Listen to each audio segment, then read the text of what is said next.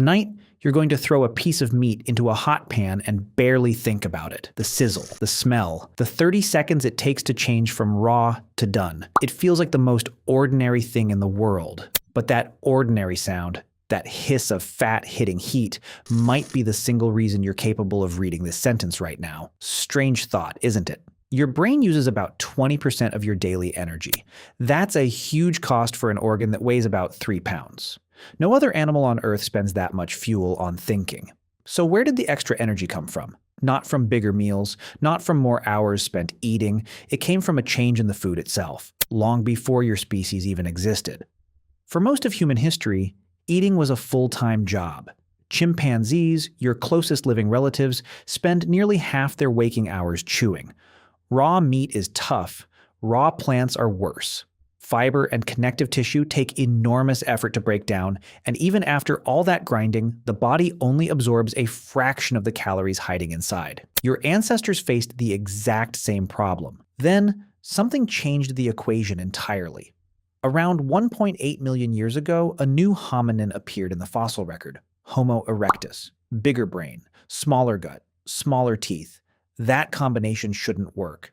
A body needs a large digestive system to wring energy out of tough, uncooked food. So how did a creature with a shrinking gut manage to feed a growing, expensive brain? Something had to be doing a part of the digestion before food ever reached the stomach. This is the question anthropologist Richard Wrangham spent decades trying to answer. His conclusion is now known as the cooking hypothesis. Heat breaks down starches into simpler sugars. It denatures proteins, unfolding them so enzymes reach them faster. It softens fiber until a few bites do the work that used to take 20. Cooking performs a huge portion of digestion before a single bite touches the tongue. It wasn't a comfort invented later, it was the reason your ancestors could afford a brain like yours. Harvard biologist Rachel Carmody tested this directly. She fed mice identical cuts of meat, one raw, one cooked, and measured how much energy each group actually absorbed. The cooked meat delivered meaningfully more usable energy from the exact same food. Same weight, same animal. Different outcome, heat wasn't just making the meal pleasant. It was unlocking calories raw digestion would have left behind. If you're finding this as unsettling as I did the first time I read it, that's exactly the kind of thing this channel exists to dig into. Hit subscribe now, because next week we're going all the way back to the moment your ancestors first stood upright, and why your spine is still paying for it. If cooking mattered this much, there should be a scorch mark somewhere in the ground. And there is. Deep inside Wonderwork Cave in South Africa, researchers led by archaeologist Francesco Berna found burned bone fragments and ashed plant remains dated to roughly 1 million years ago. The burn patterns matched a controlled fire, not a wildfire that swept through by accident. Someone was tending that flame deep inside a cave. Someone was cooking deliberately in the dark. Think about what that required. Fire has to be started. Fire has to be fed, constantly, or it dies. Fire has to be protected from rain, wind, and other animals drawn in by the smell.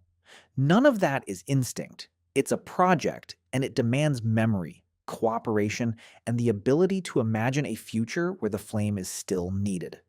That first cooking fire wasn't only changing what your ancestors ate, it was rehearsing the long-term planning that would eventually build farms, then villages, then cities.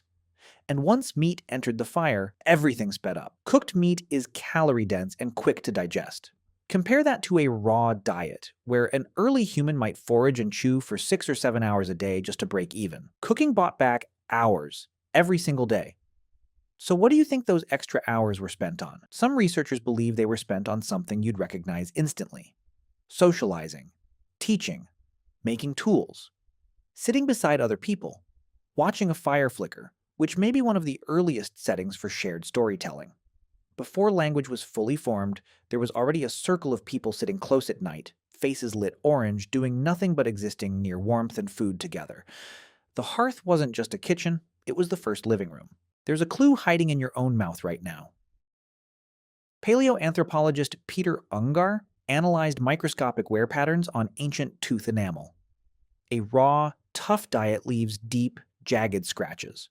A cooked, softened diet leaves a smoother surface instead. When Ungar examined fossil teeth from early Homo erectus, The wear patterns leaned toward that smoother end. Not proof on its own, but one more thread, pointing the same direction as the burned bones and the shrinking gut. Not everyone agrees on the exact date, and that's worth knowing. Evidence for habitual, everyday fire before roughly 400,000 years ago is patchy in many parts of the world. Wonderwork Cave is compelling, but it's one site. Even Wrangham admits the timeline is the weakest link in an otherwise strong chain of reasoning. You're not looking at a settled textbook fact. You're looking at a live argument, still fought over with trowels and microscopes. Now, here's the part that should unsettle you. Your body has never adapted back. Every human alive today still carries the anatomy of a species built around fire. Your small intestine is short. Your stomach acid is weaker than a true carnivore's.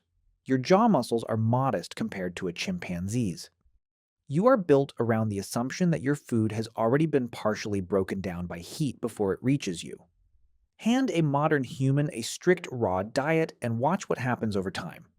Studies on long-term raw food dieters consistently show significant weight loss and, in many women, disrupted menstrual cycles, even when calorie intake looks adequate on paper.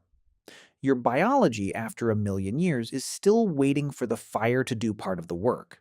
So when you sear a steak tonight, you're not performing a modern convenience. You're repeating an act over a million years old. You're doing the exact thing that let a smaller-jawed ape start feeding an unusually hungry brain. The knife and the pan are new. The transaction underneath them is ancient. Heat for calories, calories for cognition, and maybe that's the real answer to why a kitchen feels so central to a home, even now.